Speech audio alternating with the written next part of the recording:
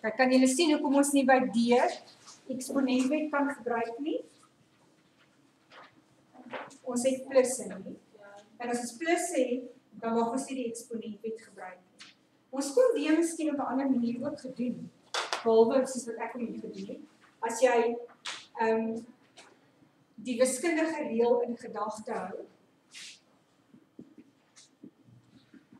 dat jy terme wat presies dieselfde is bymekaar kan tel, dan behoort jy ook te kon gesê, daar het 1 keer 2 to die mag 3, plus nog 1 keer 2 to die mag 3, plus nog 1 keer 2 to die mag 3, plus nog 1 keer 2 to die mag 3, wat vir my gee? 4 keer 2 to die mag 3, is ek reg? En wat is 2 to die mag 3? En hoeveel is 8 maal 4? Wat is die verskil tussen hierdie hakie en daai hakie?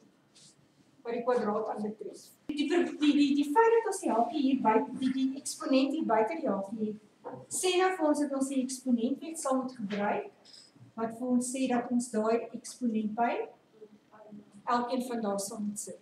Reg?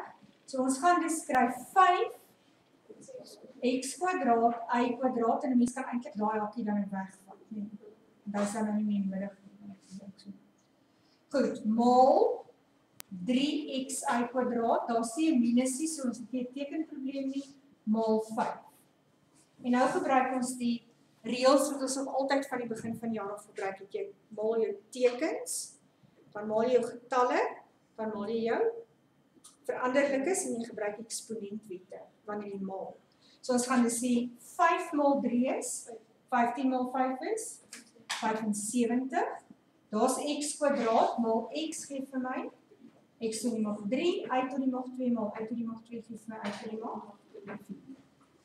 So hy is eintlik baie maklik. Mense, voordat jy begin om enigiets te kanselleer of wat ook al, gaan kyk jy na die eksponente wat negatief is. Wat beteken 'n negatiewe eksponent nou weer? Wat doen ons met hierdie een? Ons gaan hom onder die lyn inskryf, want dis waar sy plek nou is.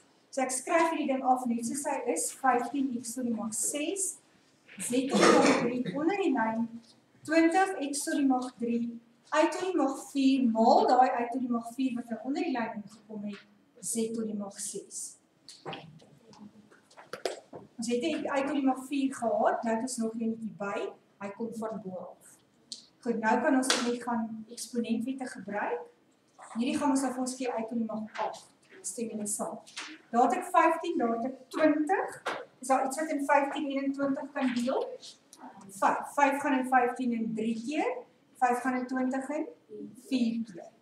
Goed, kom ons skryf dit so lank. 3 bo kan die lyn, 4 onder die lyn. Kom ons besluit vir x. X to die mag 6, x to die mag 3. Dit gaan vir my gee x to die mag 3 bo of onder die lyn? Bo kan die lyn.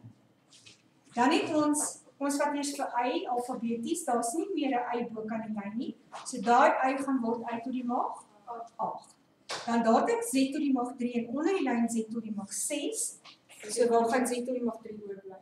Onder die lyn. So dis z to die mag 3. Ek gebruik my eksponentwet wat sê as ek deel, kyk gou hierso, z to die mag 3 gedeel deur z to die mag 6 gee vir my z to die mag 3 minus 6, nee? Wat vir my gee z to die mag minus 3. En wat beteken daai minus 3? Hy moet eintlik onder die lyn wees.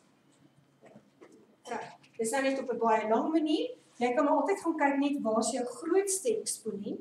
Aan daai kant van die lyn sal die antwoord wees en dan doen jy maar net 'n aftrekberekening. Dan doen jy nog steeds dieselfde ding.